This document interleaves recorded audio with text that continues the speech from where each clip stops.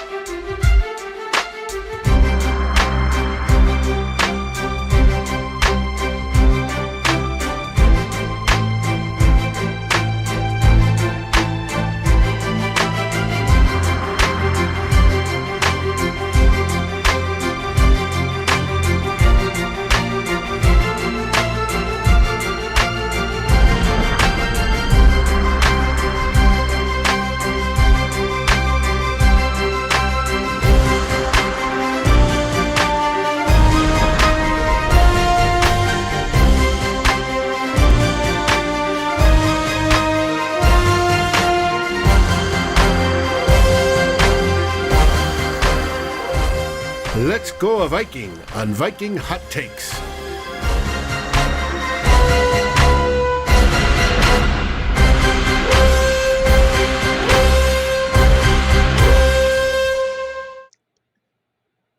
Welcome to another edition of Viking Hot Takes.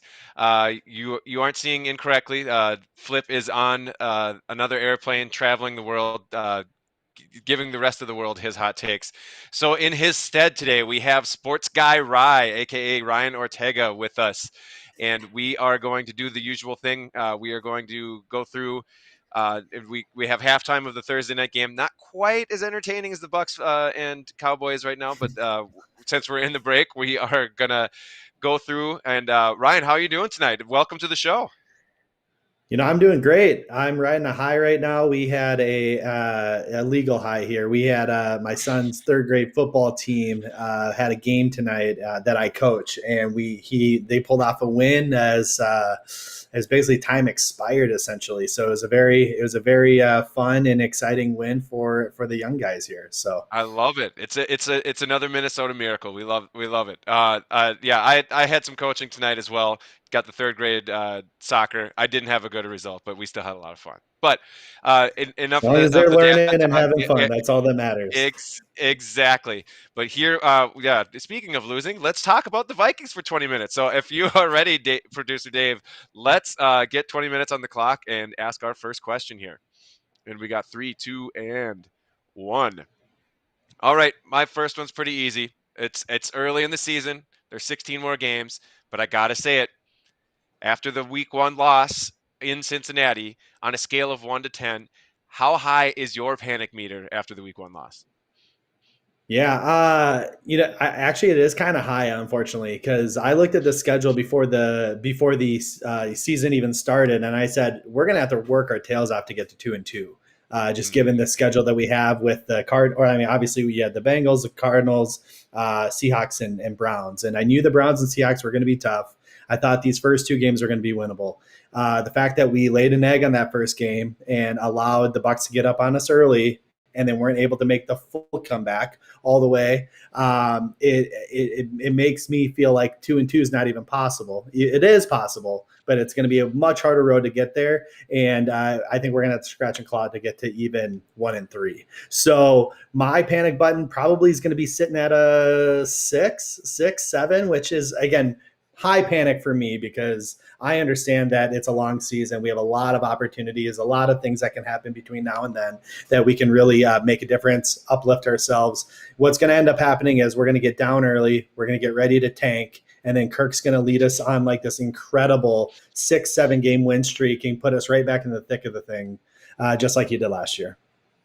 Yeah, I mean that's the thing. They started 1-5 last year and had a pretty good shot at making the playoffs despite the whole defense basically falling apart. The defensive side should be a little better this year. They were kind of up and down in week one, but yeah, I mean I personally I don't think this is it's season's over after week one. It was a very disappointing loss, and again the opening stretch of games. This is the one you kind of felt like you needed to have to get just tread water through those first month of the season.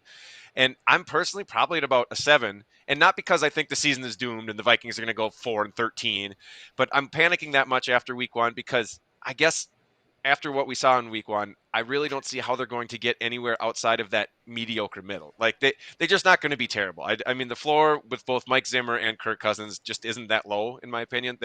There's too many good pieces on this team. But on the other side, too many things kind of have to go right for this team to be a serious contender, in my opinion. And they've already put themselves behind the 8 ball with that week one loss in Cincinnati. And so, again, I'm not panicking really because the season is over. I'm just panicking because it feels like we've seen this movie before. And to be honest, I think a lot of people are getting sick of it. And that's really where I think we're getting stuck here is people, the Fire Zimmer train is back up and running, just like it kind of left off last year. And again, I think Zimmer is a very good coach, but it just seems like with the way this team is built, I have a hard time seeing this. And of course, especially with the limited practice that teams have and everything, and to get through all the preseason and people are barely playing. It's there's definitely room for improvement, and you don't really want to judge a team until they're about a month in. But the Vikings, like you said, like there's a very good chance 0-4 in the face after a month, and that's almost impossible to overcome. So, yeah, Yep. it's scary times. It made Sunday's game a lot more important. So, what's your first question, Ryan? Yeah, well, going back to week one, what concerns you most about our week one performance? And to that answer, a sub question to it is it fixable or is it an ongoing issue that we need to work around? Well, I mean, having 20 offensive snaps with 11 or more yards to go, basically being behind the sticks on almost a quarter of your offensive snaps, that's probably a bad thing. You don't want to do that. And I mean, but no NFL offense does. I mean, outside of maybe the Chiefs that can play that far behind the chains all day and expect to have a ton of success. It's a really they shot themselves in the foot way too many times to win the football game. And it was nice they came back, forced overtime, but they never should have been in that position if they just would have played a half decent game. And I think, especially with the Vikings offensive philosophy, along with their respective strengths and weaknesses, how that offense is built, they are just not built to play behind schedule and behind the chains. They need to be in that second and third and favorable. And as soon as they get in that second and 15 and, first and 20, and I mean, it happens so many times, especially in that first half. I mean, the one thing is the nice part about that, the penalties should be mostly fixable. I mean, especially if the refs stop calling false starts where CJ Ham, twitches or whatever. That one I still can't Breathes. He understand. he Yeah, literally exactly. breathed. I I think I've had farts that move me more than what CJ Ham did before. False start. I mean, it was pretty bad. But I mean, other than that, I mean, but yes, the penalties are fixable, and especially week one, and that refereeing crew is known for calling a lot of penalties. But is Garrett Bradbury suddenly going to get better at not getting bull rushed by nose tackles? Or is Rashad Hill going to prove after all these years that he's better than just being a backup swing tackle? So I mean, that obviously I just don't see improving a whole lot. So I mean, get well soon, Christian Darrisaw. That's kind of all I have to say. But so yeah, some of it's Yeah. fixable, and they need to be in more favorable positions, and they can hide the things that they can't change, like their weaknesses that still happen to be on the offensive line. And if they get in more favorable positions, they can hide that a lot better with the play action, with the rollouts, with pounding the ball with Dalvin Cook. So again, this team is it's been this way for quite a while, especially with this offensive line. If the Vikings are up 10, they are almost a completely different team on offense than when they're behind 10. Yep. It really has a lot to do with game script. So if they can come out and kind of dominate the time of possession and keep Kyler Murray and that offense off the field, sure, maybe they have a chance, but it's a tough hill. So it's what concerns you most about the Week 1 game. I mean, obviously, to your point, obviously the penalties and just getting down 14 to a team like the Bengals is concerning. But I'm going to go a little not off script, but I'm going to go a little deeper here. And obviously, we were down in distance quite a bit, and so we were throwing a little bit more than we typically anticipate to. And so I'm going to answer in twofold here. Number one was the play calling, because Clint Kubiak did not play to Kirk Cousins' strengths very often in terms of doing straight drop back passing. That's not what Kirk can do. He's not very good at it. Our offensive line's not good enough for us to be able to handle that. And so to just drop back, 3, 5, 7-step drops and just try to sling it, that's not our game. We need more pre-step motion. We need to confuse that defense just a little bit so we can get a half second advantage, not even a half second, even a quarter of a second advantage to allow our receivers to get open and to allow our offensive line to get into a better pass set. So that's number one. Number two is the fact that Kirk Cousins had an average depth of target of, I think it was around 6 yards. And for us being down in distance, I think our average down in distance was 10 yards throughout the whole game, which is just astronomical. That's crazy. For us to be able in that position, and our average depth of target is 6 yards, that's unacceptable. I think I think Nick Olson last night on Vikings Happy Hour pointed out that he made a nice attempt at like a nice deeper pass and took a chance on more of a one-on-one. I think it was to Jefferson, or it might have been Thielen, and it was incomplete. It was a pass breakup, and after that, he kind of just cut it out. He stopped taking those risks. And I think you need to be a little bit more aggressive, Kirk Cousins, and try to put us, take more risks. And even if that turns a turnover, even if that, just give us a chance.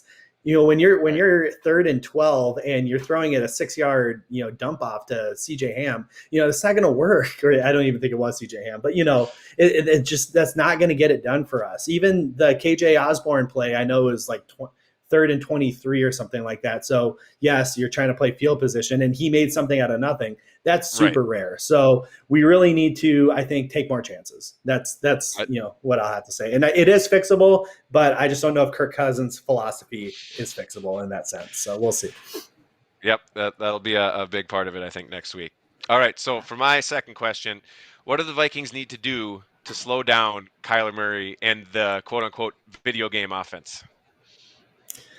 I think it's going to take a lot of prayers to God, and no, I think that you can slow him down. As much as I hate to hear that, I say this because I'm a big Kyler Murray stan.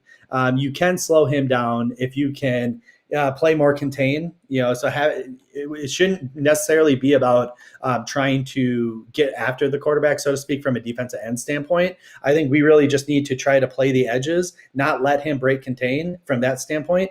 Utilize Pierce and Dalvin Tomlinson and Sheldon Richardson and Everson Griffin, if he plays, to generate pressure up the middle and try to contain him that way. Not letting him get too far outside the tackle boxes. That'll allow us to, hopefully be able to contain at least some of the rushing he's going to do and the scrambling that he can do to really create the time for his receivers to get open. If we can do that, I think, because that pressure up the middle was happening this week. Or last week, I should say, with the Bengals. So if we can continue to generate that and just kind of contain him within the tackle box, I think we have a chance at least limiting some of the big plays that they're going to do and essentially force them to dink and dunk.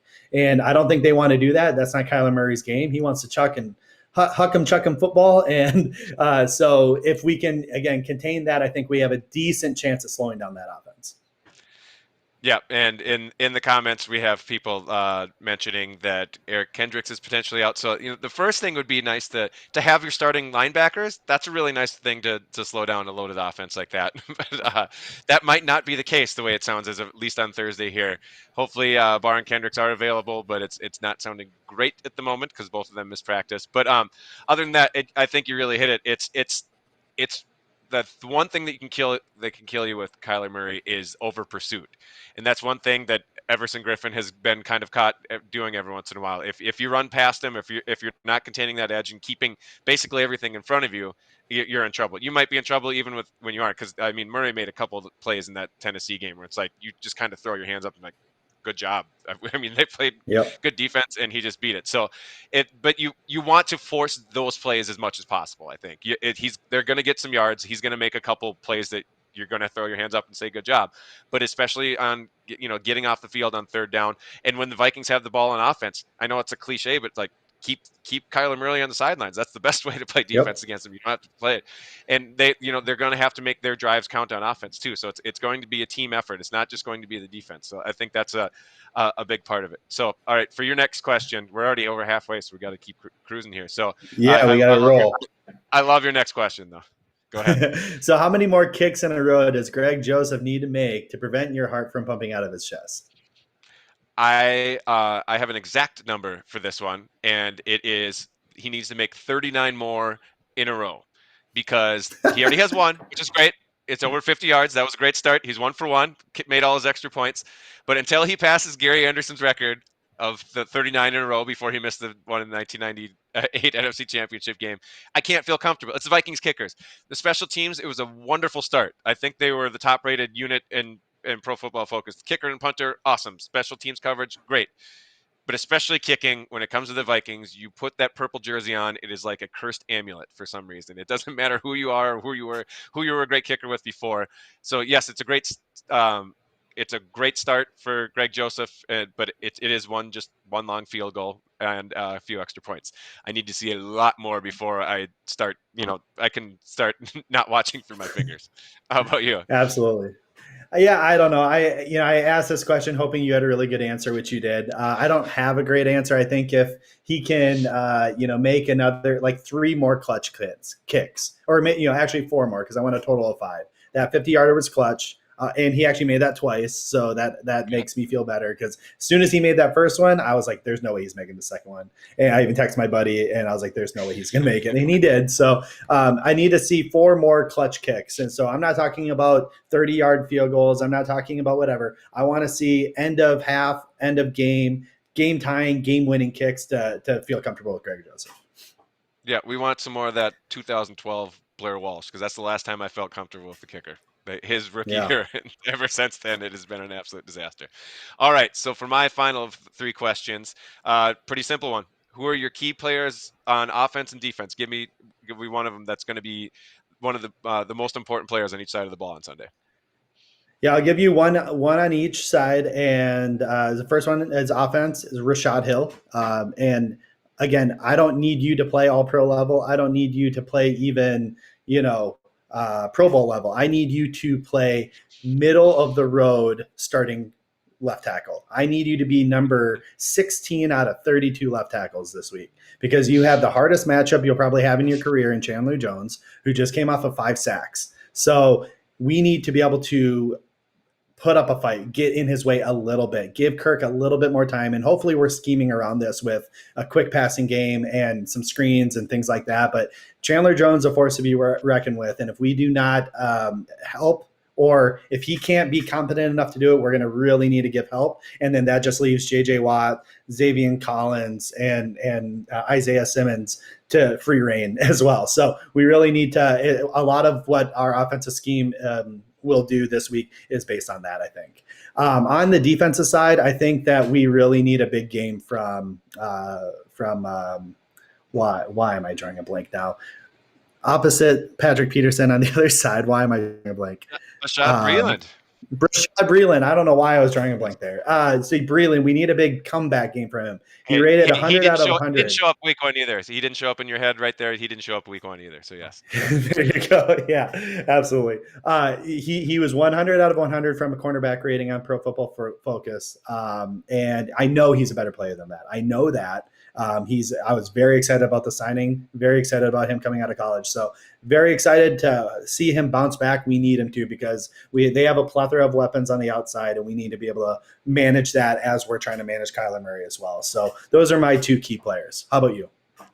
I actually, on my notes, I had a backup for each one, and those were my first for both as well, because that I am totally simpatico with you there. That Rashad Hill, yes, needs to be not actively terrible, and same with Breland. I mean, those like the wide receiving core for the Cardinals is better than the Bengals, and the Bengals had a really good wide receiving core that as we saw.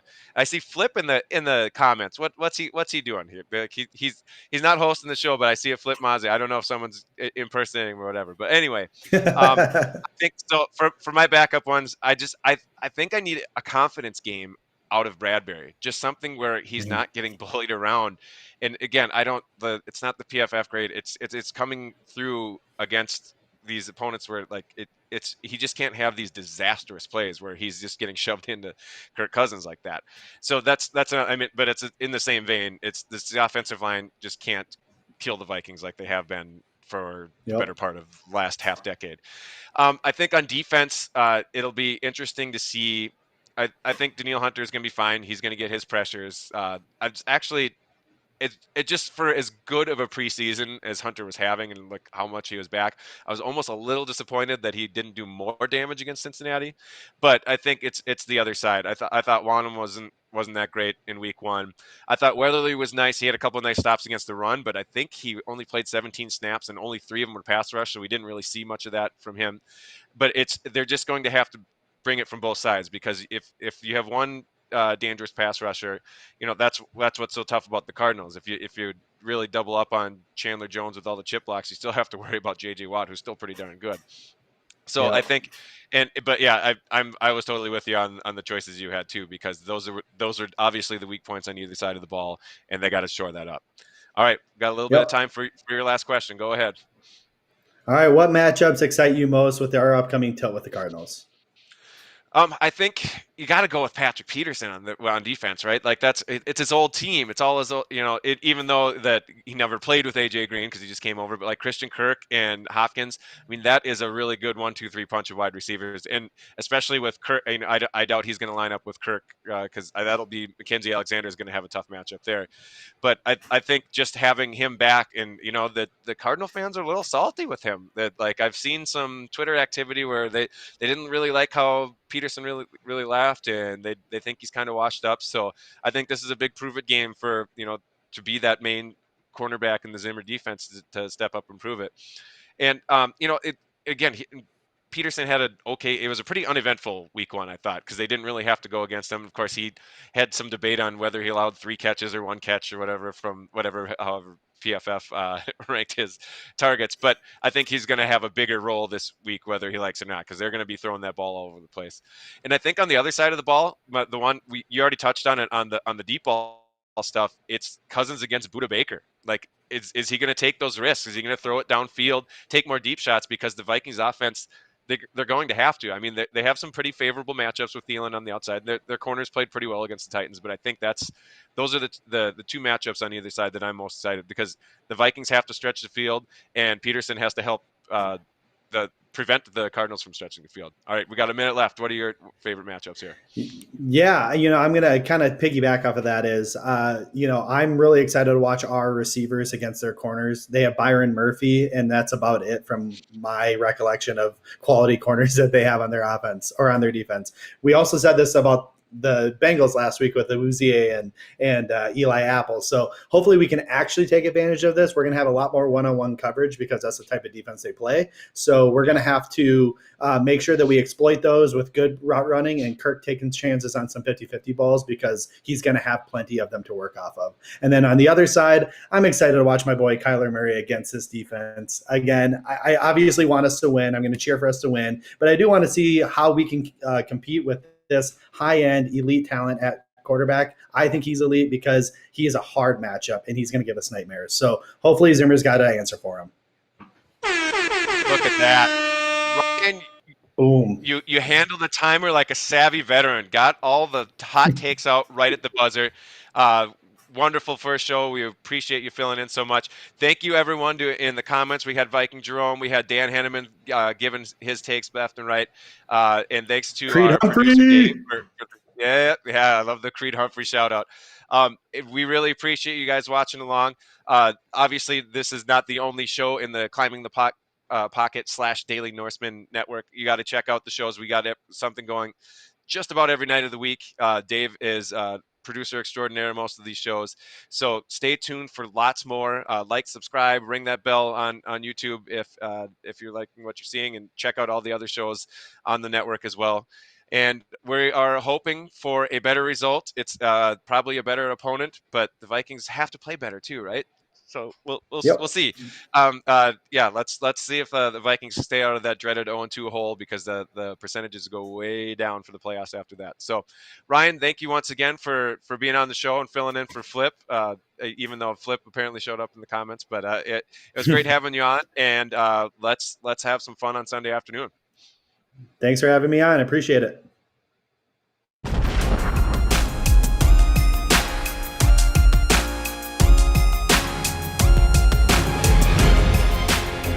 Thank you for watching or listening. As always, if you like, subscribe, and ring the bell for notifications. And if you're listening to the podcast, please rate us on your favorite aggregator. Skol, everybody.